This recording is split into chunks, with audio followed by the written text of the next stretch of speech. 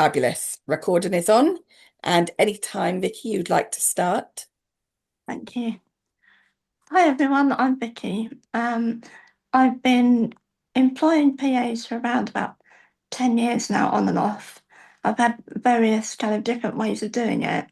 Um, when I first started, I didn't interview as such because there were people I knew that just expressed interest. So that came with its own challenges in the end, because you can have things like blurred boundaries or people assuming that they know what you need without actually asking.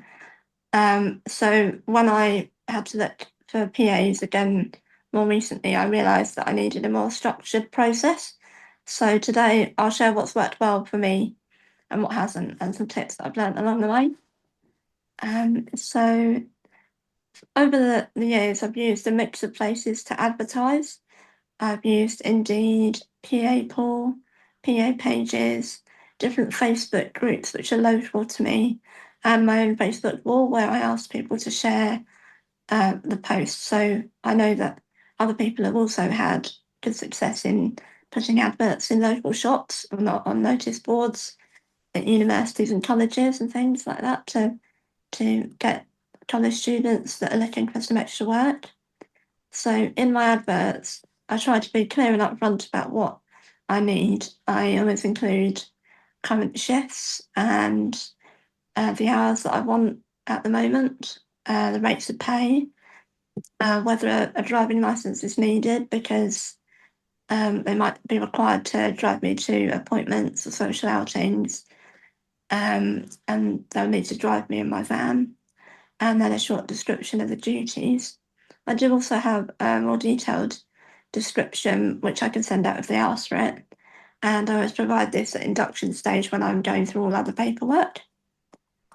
So when I first advertised, I invited anyone that wanted to apply to interview. And pretty quickly, I realised that just because someone applies doesn't mean they'll actually turn up. So some people didn't show up at all, and some didn't even let me know. Voice, my mobile voice. I use a sliding board to transfer. Well, my Kira does. So, So just want to say a quick hello to Helen J, Lizzie, and Lisa, and Kay that have all joined us just now. I think has somebody not muted? I'm just going to mute everyone that hasn't. Whoops, it's mine, sorry. It's okay. Sorry about that. Vicky, do you want to I'll carry on. Yeah, sorry about that. That's okay. So I had people not show up. So now I will send out a quick reminder on the day of the interview, so that people know I'm expecting them, just in case they've forgotten. And I use pre-interview questions. So these are a set of preset questions that I have made up in a template form that I can just send out. And this helps to avoid time wasters, and saves energy for me. These are just a few short questions that I ask before offering an interview. Things like asking them to explain a time when they've dealt with illness or infection control, and asking them what they like and dislike about their current job, or if they're looking to do it as or their last job, or current job if they're looking to do it as a second job. And what they would do if someone I was asking a question turned to them and responded to them instead of me. This can sort of like bring up some red flags that you can weed out people that you don't think are going to be any good. So at interview stage, when I was first doing interviews 10 years ago, I did the interviews in one of my local restaurants that I know, sort of neutral ground, fairly easy. I did have people not show up. These days, I use Zoom for all interviews, especially with the worries of COVID and having people come into my house. That way, I can vet them on Zoom first and make sure that they're suitable. for me, that's really important because of my immune system. So I need to know that people take it seriously, that they can't come into work if they've got a cough or cold or anything catching. So at the start of the interview, I usually introduce myself, talk about my condition a bit, and explain about my current team of PAs and the role that I'm recruiting for. I make sure to cover things like hygiene, why I need people to take extra care with that, and the importance of not working while ill. I then ask questions that are designed to get to know their attitude as well as their skills. So ask them what they like and dislike, and ask them about what they like to do in their spare time, what kind of hours they are looking for, which I can, bring up in their pre-questions that they've completed already, and then ask them how they would deal with different situations. So red flags for me in an interview are people that are talking about looking after me or taking over. If they mention speaking with other family members of mine, if we've had a disagreement or if they don't think things are right, and people focusing on what they think is best rather than following my lead. That usually tells me they don't understand that the role is about supporting me to live independently and not about making me making decisions, and then assisting me to live my life. On the positive side, good candidates are usually respectful. They'll listen and they'll ask thoughtful questions. So I think it is good to understand that when you're employing PAs, that actually, although they're applying for a job, they do have to fit in with your home life and your working life if you're working, and things like that. So it is good to have people that are flexible as well. As I said, I sent out a job description prior to interview if they asked for it, and afterwards I'll go through the job description, and then I'll ask questions, which I've got a number of questions that I ask them. So questions like, what interested you about this particular job? And if they're looking for particular shifts, and what their home life is like, to see whether they're going to be able to fit it around their home life if they're looking for just part-time hours, and also how flexible they can be with the hours, because quite often you might want to look for people that are going to cover other staff if they're on bank cover, on annual leave or sick leave.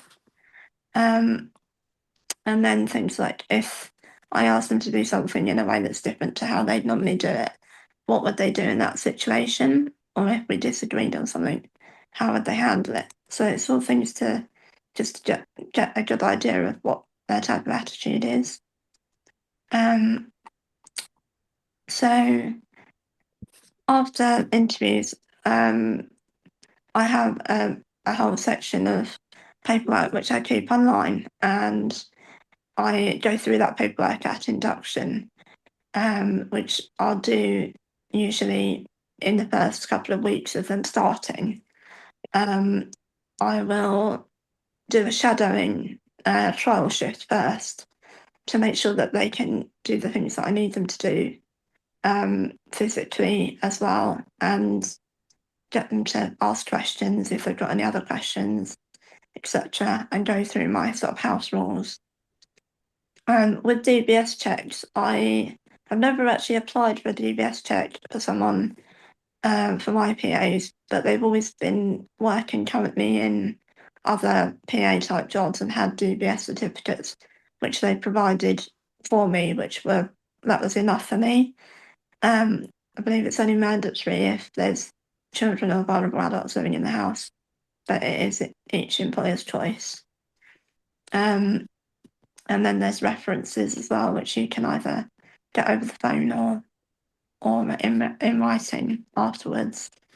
So a couple of examples of positive and negative interviews I've had. With positive interviews, I've had candidates that fill out pre-interview questions carefully, rather than just 1 or 2 lines. They'll put something substantial. They turn up on time for Zoom, and they've had really sensible attitude about illness and hygiene. And they've asked me good questions about how my team works or my condition, so they could look it up, as they haven't heard of it before, and turned out to be really reliable, flexible, and respectful. Negative interviews I've had. I once interviewed somebody that told me she was looking after a person with a similar condition to mine, and the issue was that she explained how she'd often gone to that person's parents to ask how to deal with him whenever she had disagreed with his decisions. For me, that was a huge red flag. It showed that she didn't see the employer as the decision maker in their own life. And in my opinion, that's the opposite of what I want in a PA, because the whole point of me having PAs is to enable me to live independently, and for them being there to assist me to do that. Another PA mentioned that when she did her previous care job, she took her children to work with her, and I advised her that this wouldn't be something I'd be comfortable with. And although she said that was fine, she later on down the line, we had several issues with childcare, her not having enough childcare when she was meant to be working. And then she would ask me at the last minute if it was okay to bring her children with her, which might be absolutely fine for some people, but for me, it's just not something I want to have in my home. I don't let very many people in my home due to my immune system. So it's eventually caused us to agree that she wasn't really suitable for the position. So it's something that I'll be wary of in the future, because it then reduces turnover, which can mean that it's more exhausting hiring the wrong person than it is waiting a bit longer for the right one. So it's good to be clear and upfront in your adverts. Using pre-interview questions to save time really helps. Zoom interviews can reduce stress and unnecessary exposure. I think just always trust your gut when looking at red flags in interviews. Another one for me is people telling me that they're going to be, my best friend and they're going to look after me and that sort of thing, because I think I'm not employing someone to be my best friend. I'm employing them to work for me and help me to live with my own independence. So it can be a bit overwhelming interviewing PAs at first, but it is worth putting the effort in to get good members of staff for your team. A good interview process really helps you build the right team around you, and it just makes a huge difference. It's made a huge difference to my life, giving me more energy to do other things because of the help that I've had from my PAs. So, yeah, I think it can feel like a lot of work, but actually it's really worth it to build the right team, and just make sure everyday life runs smoother. So, yeah, if you have any questions, then I'd be happy to answer them. Fantastic. Thank you very much.